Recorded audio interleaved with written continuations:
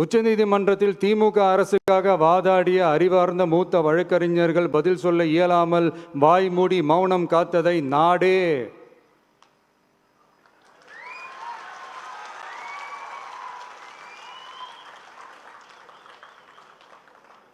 பார்த்ததல்லவா?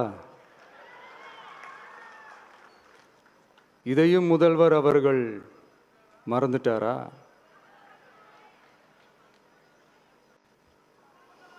Such petition ought to be dealt with by the division bench, registering as public interest litigation in right earnest and not to be dealt with by a single bench. அதாவது பொது வழிகாட்டு முறைகளான SOP அமைக்கப்பட்டு வெளியிட வேண்டும் என்ற கோரிக்கையுடன் வந்த writ மனுவை நீதிபதிகள் டிவிஷன் பெஞ்ச் தான் கையாள வேண்டும்,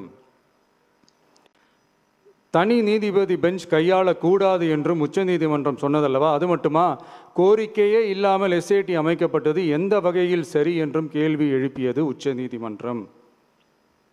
இது எல்லாமே அறியாமலோ இல்லை அறியாதது போலவோ உச்சபட்ச அதிகார மயக்கத்தில் இருந்து பேசினாரோ முதல்வர் அவர்கள்?